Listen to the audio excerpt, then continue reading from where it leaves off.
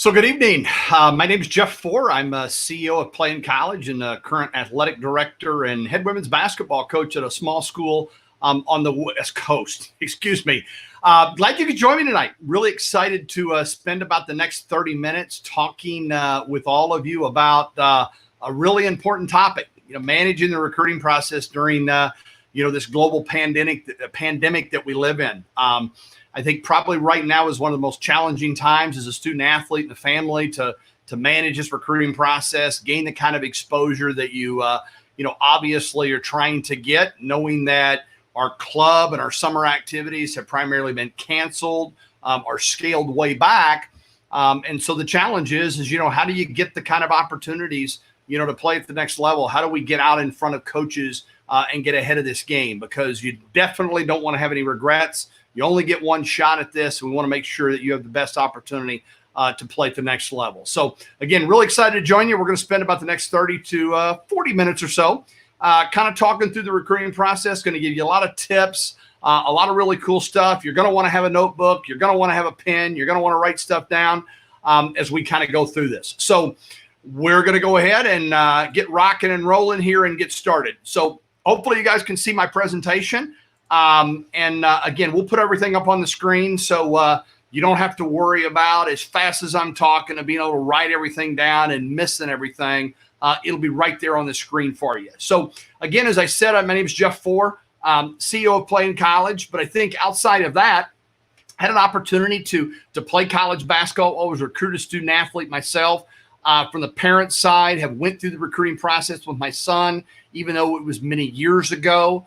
In addition, I've got over 25 years of coaching experience at the high school, college, and professional level. Over 8 years as an administrator at the high school and college level. And again, as I said, a current athletic director and head women's basketball coach at an NAIA school on the West Coast. And I'm also a former director at the largest recruiting service in the world. So I had an opportunity to spend many an evening with hundreds and hundreds of families going over the recruiting process, kind of talking them through the process and how this works, again, based on my experience as a former player, parent, also college coach, high school coach, athletic director. So that's kind of my background. And again, the information we're going to go over tonight is knowledge is going to be really, really important on you managing this process, during this global pandemic. So agenda tonight. What does this look like? What are some of the things that we're going to go over? So I think understanding recruiting timelines is important. So we'll talk a little bit about that. Evaluating the interest, active versus passive interest. What does that mean? And what does that look like? Maximizing your exposure, of course, a prime thing during the time we live in right now. So being able to understand that is really going to be critical. How to build a highlight video. What elements should be in a highlight video. What are the things that I should include, not include? So again, we'll talk a little bit about that.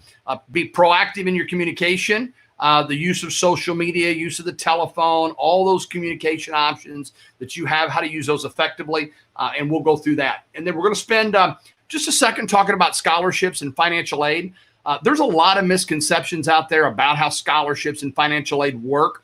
And in particular, centered around everybody being on a full ride, which is absolutely not the case. And as you'll see tonight, when we look at some of the statistics and we look at some of the numbers that these Division I schools have, you'll see real quickly that there are not that many student athletes on a full scholarship. So I think it's kind of important to you understand that. So what do I really want you to take away from tonight?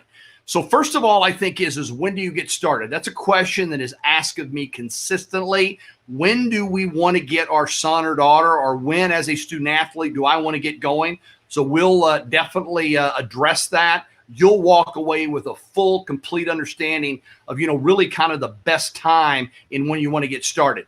Again, how to determine if there's sincere interest, how to be able to measure between passive and active interest. Again, we'll talk about that highlight film. You're going to have a real good understanding about what needs to be in your highlight film. And so when you begin to create this, you'll have a real good understanding of what you need to be doing and how to maximize your exposure, how to set yourself up for recruiting success. Again, you don't want to have any regrets.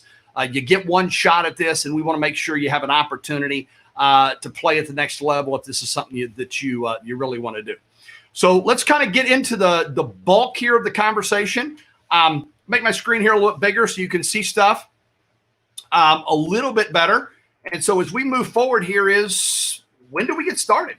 When is the best time to get started in the recruiting process? And I think, first of all, I want to look at summer.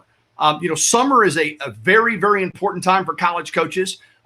We spend about 80% of our time in the summer recruiting, building our list for the next several years. And then when we move into the season, because we have so many responsibilities in scouting and game preparation and practice and managing and monitor the academic progress of our student athletes, there's less done on the recruiting front. Really, at that point in time, it's all about us maintaining and continuing to build those relationships with student athletes. So summer is a critical time. You're definitely want to get started during the summer. And then I think the next question is when? At what point in time in my high school career do I really want to get rolling? And I always like to identify really your sophomore year or the summer between your sophomore and junior year as a really critical aspect. There are student athletes and families that'll get started in their freshman year, and there's nothing wrong with that. But I'll also get asked all the time, well, wait a minute, my son's on the freshman team, and how's he going to get recruited? And I think as you kind of understand what we look for as coaches a little bit later in the presentation, you'll see that when we identify a kid that's coachable and has some of those intangibles, some of that athletic ability, and if they continue on the path of growth and development, that they have potential to round into a college athlete. Those are some of the things we're looking at. So, getting started early, I think, is really important. The more time you have to manage the process, you're going to be better off. You're going to be able to maximize your exposure. But I think if I was really to say when, really that sophomore or summer between sophomore and junior year is really that prime time in when you want to make sure you're getting started and again, understanding, how coaches use and utilize their recruiting time, with the biggest piece of that being done in the summer. It also is related directly to contact. So we've got two different dates, and you'll see those on your screen that I want to mention. One of them is June 15th after your sophomore year. So when we look at Division I basketball programs, they're able to start contacting student athletes a little bit earlier in the process. When we move into other sports, we're looking at September 1st of your junior year. So when we correlate those contact dates with when we're kind of telling you to get started, I think it'll kind of start to make sense of what you need to be doing on a preliminary front to make sure you're in really good position when coaches are able to start reaching out and start being able to have those conversations and contact you. In regards to commits, listen, we're already seeing 22s and 23s. So we're seeing commitments from classes, really, really early. And, again, these are kids that have been really proactive, or these are kids that are really high-level super athletes. So, again, you don't want to be left, on first base. You want to make sure that you're doing the things that you need to be effective in recruiting process. We don't want to have to worry about climbing this ladder in your late junior year, early senior year, because you've got athletes that have just been in the process and been more proactive over a longer period of time. So I think really important. So hopefully that identifies kind of when you need to get started and the things you need to be looking for at how the process works a little bit more from a college coach's front. But I think what's most important is right now we've got this problem. Well, we've got this COVID-19 problem. If we look at the Division I Council and we see that the dead period is extended till July 31st and that coaches are not allowed to be off campus, they're not allowed to have athletes on campus, we've created a real challenge for families now to gain the exposure, knowing that coaches aren't going to be at that event. They're not going to be having those camps and those things that, we strive to attend and get to so we can be evaluated for college coaches. So again, the premise of this is really how to effectively manage this outside of that. Because to be honest with you, it's okay. It's not a big deal. Don't get in panic mode on me. Just because coaches can't be off campus doesn't mean we can't be doing some things on the recruiting front to help maximize your exposure. And again, we're going to cover those tonight, and you're going to walk away with a real good understanding of how this works. So how do coaches find players? Especially right now when we're not in these convention centers, we're not playing in these summer tournaments, how are they identified? So first and foremost, I always like to tie it to our relationships. I've got a lot of really good relationships with high school coaches, junior college coaches, club coaches, coaches that I trust. And so those relationships that I built over the years, those players that I have specifically recruited from programs that I know do a really good job, I'm going back to the well. I'm going back to and looking at those relationships. And when those coaches are making recommendations to me, I take that wholeheartedly in really going after and evaluating that student athlete. So, referrals, relationships, really a big piece in recruiting. Of course, we have scouting and recruiting services. That's an instrumental part. With somebody like myself at an NAIA school that, doesn't have the big budget, can't travel all over the country, I look for outside services. I look for outside ways that athletes are promoting themselves to me. And so, again, that becomes a big play in the recruiting process. We always talk about games. I think one thing I'd like to say is as high school games have become less of an impact in sports outside of football. Coaches are still going to high school football games. I don't think there's any question about that. But, as a basketball coach, when I know I'm only going to go see 7-8 players on a particular night, and that's it, it becomes a real challenge when I know that I can get out on an April weekend or I can get out on a July weekend and I can walk into a convention center where there's 30 courts and, see hundreds and hundreds and hundreds of players. So, that really has changed the game. Club has tournaments, whether it's in softball, club volleyball, club basketball, baseball, some of the wood bat leagues that we have now around the country that some of these players are playing in during the summertime.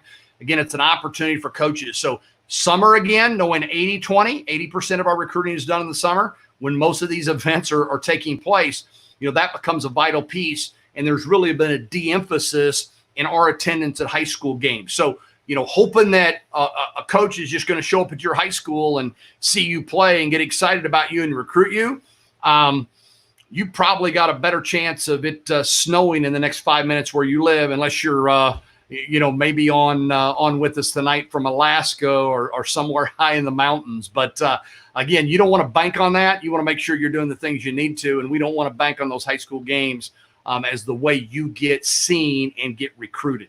Again, the biggest misconception also with games and also these big tournaments I'm talking about is that coaches just show up and hope that they find a player.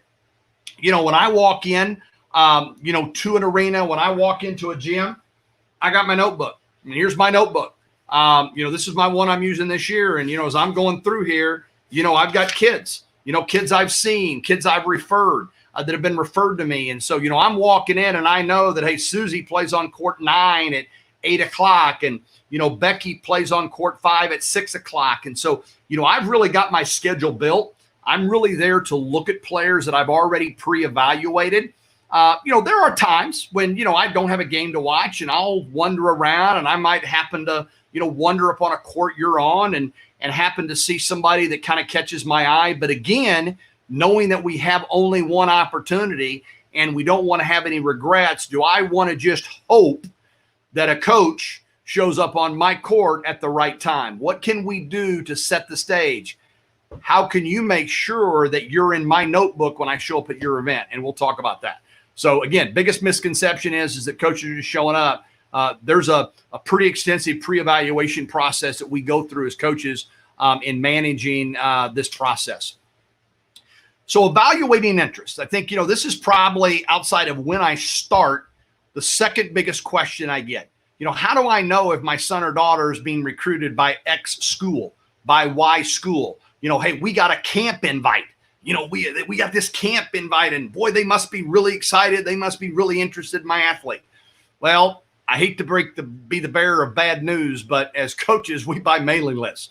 We buy these mailing lists of, thousands and thousands of kids. And to be honest with you, we're sending this out to every kid in our area, hoping they're going to pay that $350 to come to camp so I can, put money in my account, for my basketball program, especially at the small schools where we're not, funded as highly. So you really want to understand, the difference between passive and active interest. And I think the easiest way to do that is through talking to coaches. So, we looked at the NC Division I contact periods, but I think another thing I want to fill into that is when we look at D2s, D3s, and NAI schools and their ability to talk to athletes really at any time. I can be calling a student athlete as an NII coach anytime I want to. So, the best thing is to be reaching out, to be proactively communicating, have those conversations and say, hey, coach, I just want to know if I'm on your list. I want to know if, you have any interest in me as a player. So I think hearing it from the horse's mouth is one of the greatest ways that you can identify on where you sit and if you're on the list of a particular school. Don't bank on that, that invite you got from that camp or that. So, when we look again at surface interest versus real interest, best way is to have those conversations, with college coaches, in particular with programs that you think might be interested in you or that you sent your information to. So that's a great way to tell, again, having those direct conversations. So what are coaches looking for? When I go to an event and when I pre-evaluate an athlete, what are some of the things that we look for as coaches? I think the easiest thing to identify is that superior athletic ability. A kid that can run and jump and great lateral quickness and runs great routes and has great hands and, is really good digging, able to hit the curveball, has really good motion. Throws the ball really hard. I mean, the athletic ability side is an obvious factor. But as coaches, there are so many things outside of that we look for. And I've got a list here of some of them. So, number one is are you playing at an elite level? Are you playing against elite players? And I think that's what's so great about club, ball and tournaments is that you're playing against the elite of the elite. And how do you fare against that really high level competition? So again, really important who you're playing against, and that really helps us evaluate you as an athlete. Do you do the little things? I think that's huge. Are you willing to go out of your way to do the little things? As a basketball coach, I'm looking, as a kid willing to dive on the floor. Will you take a charge? I think those are huge. What's your attitude?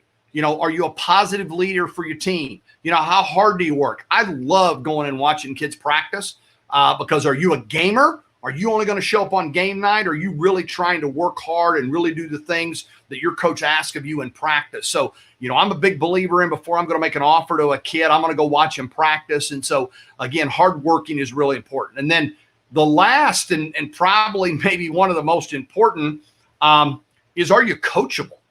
That's a deal breaker. There's been a lot of really, really great athletes that, have done the little things and, I really look at them, they work really hard, but they're just not coachable. They're just arrogant. They just have a sense about them that's just, it's like, do I really want that kid? Because that's the kind of character that we want in our program because, they're going to go against everything I have to say. And so coachability becomes a huge factor and a huge piece in this. And so what I would say is make sure you're coachable.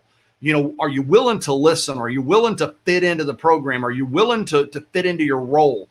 Understanding that only 2% of high school players get to play at the college level, we recruit to specific roles. You might have been the star in high school and been able to do a lot of things. When we get to college, we're going to ask you to do specific things. And are you willing to do those? Are you coachable? And can I make sure that you're going to do the things I ask of you to help our team be successful? So again, really important aspects that you need to look at. And again, it lays outside of athletic ability, which is important. But again, there are a lot of other things that we look at as coaches to determine whether a kid is recruitable and a kid that we want in our programs.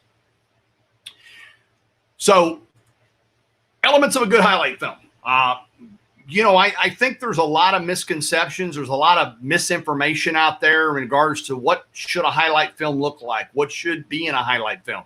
How do I put a highlight film together? And I think highlight films are really, really, really important.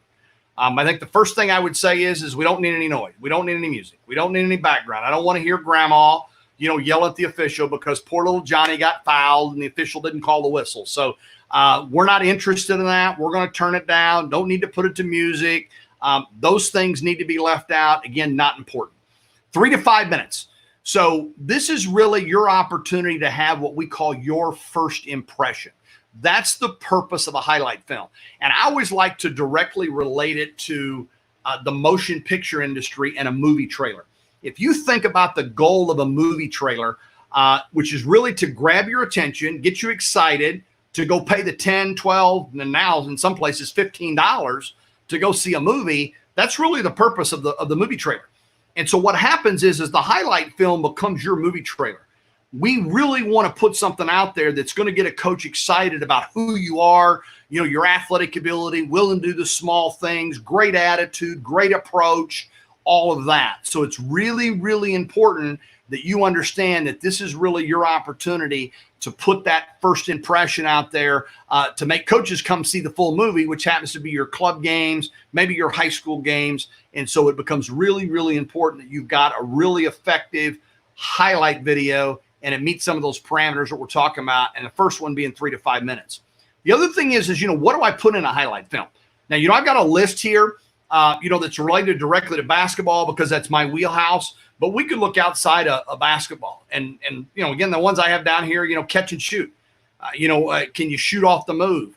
How well do you pass? Are you willing to rotate? And do you do a good job rotating on defense? Will you take a charge? How good of a rebounder are you? Willing to box out? I think those are bigs. As a football player, what does my route running skills look like? Balls that are underthrown, overthrown. Can I come back and get the ball? What kind of hands do I have? Am I willing to run block? Am I willing to, sacrifice myself? So, all those little things, those are the things that us as coaches want to see. And so it's important that you put as many of those elements in there that you possibly can. And so I can get a really good preview of who you are as a player. So again, good elements of a highlight film. We don't need music, 3 to 5 minutes in the link, and make sure we're being specific on exactly the elements we're putting in our highlight film. I think the thing that drives me probably nuts the most is I'll get a highlight film from a guard and I'll watch 5 minutes and all it is her making 15 3-point shots. Well, that's great. And then I go to stat sheet and she shot 21%. It's like, well, heck, I just saw every 3-pointer she made the entire year. So again, understanding how to put a highlight film together and understanding what needs to be in that highlight film, becomes really, really critical in your recruiting success.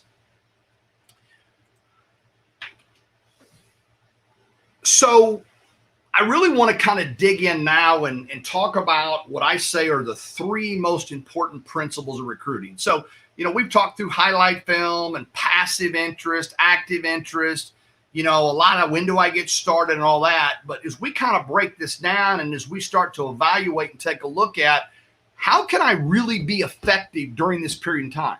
What do I need to specifically be doing during COVID-19, knowing that I'm not going to play in these events to get the kind of exposure and maximize my recruiting?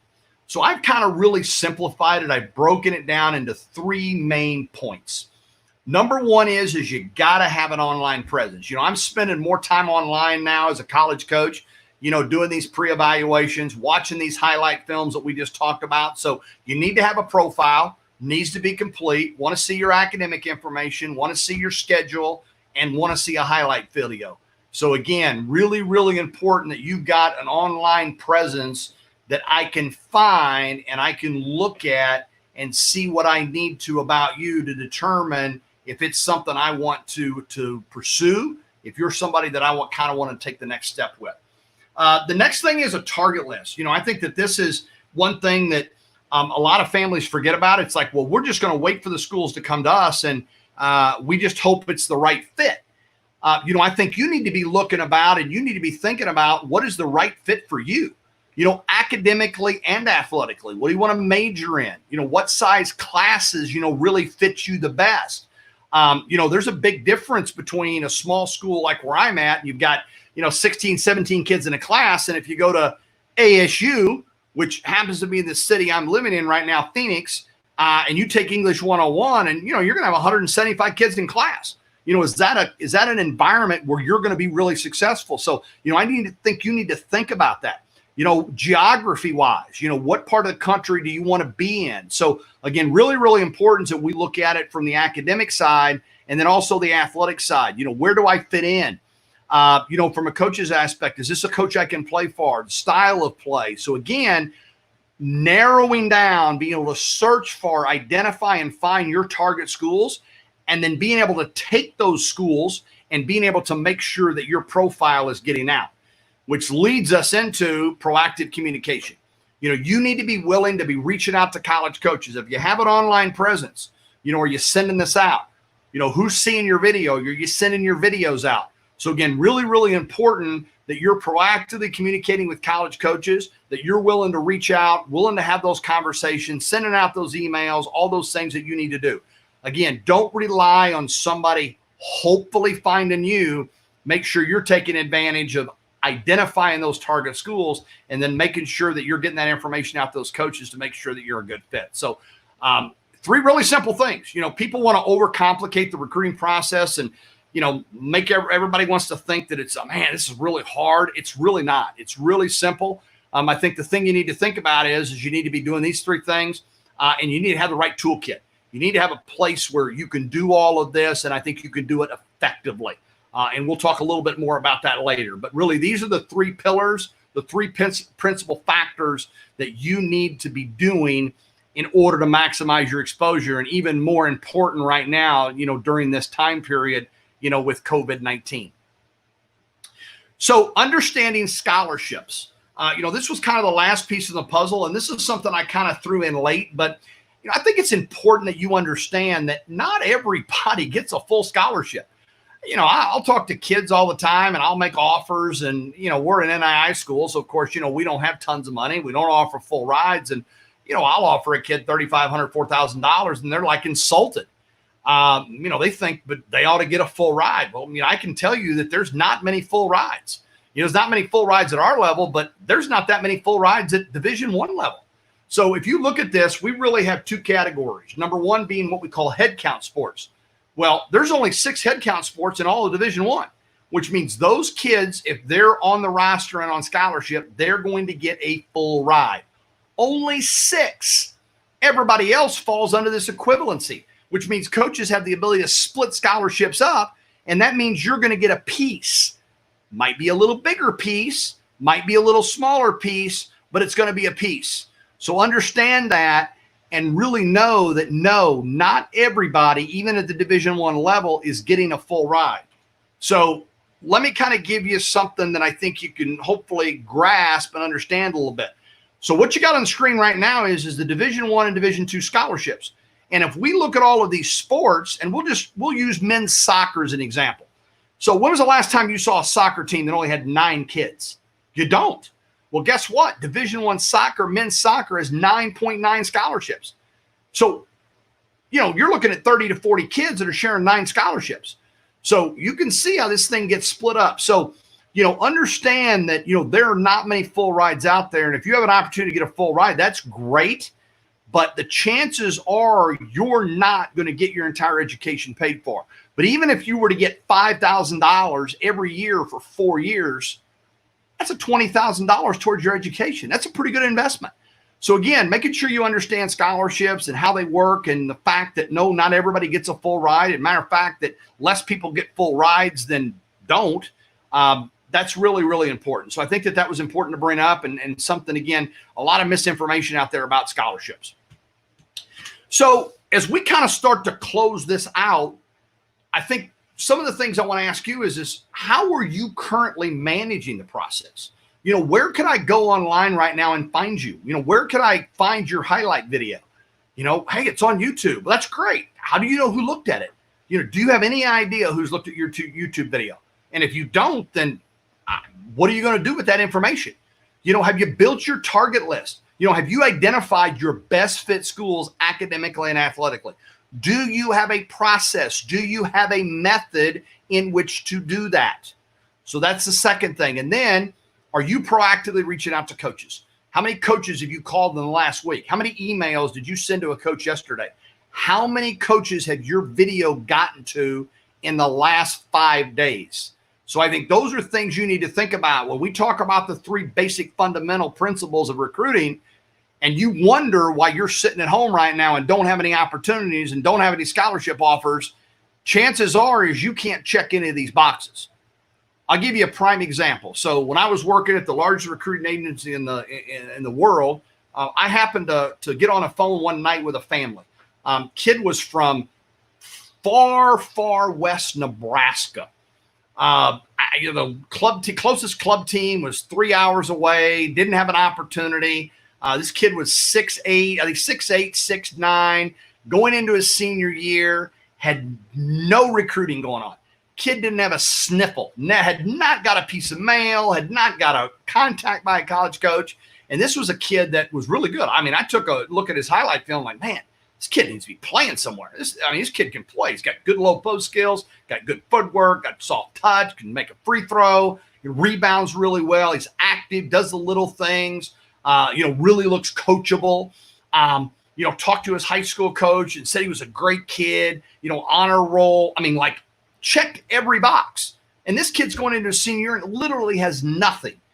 So, we talked him through the process and spent some time with the family, building that online profile and starting to identify what his best fits are and what he was really looking for, and then really walk the family through this communication process and how important it was that now we had the online presence that he began to communicate and reach out directly to his target schools. Well, we go around and I follow up with the family in about 3 weeks. They were doing great. They were sending their information out. And in less than a month, this kid had 7 Division I offers.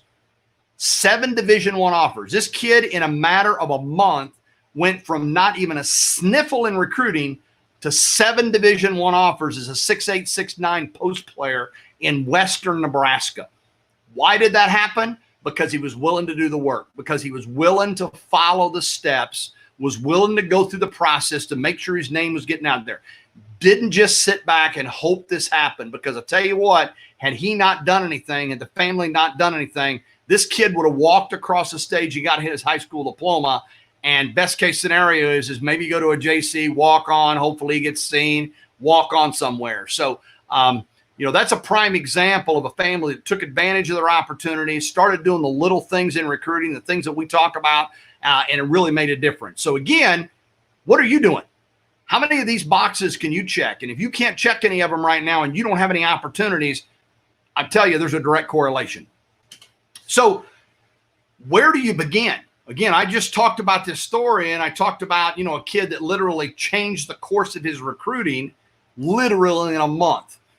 And so where we begin is we need to get an athlete profile. We need to get you online. We need to get that profile built with a highlight video where you can put your information.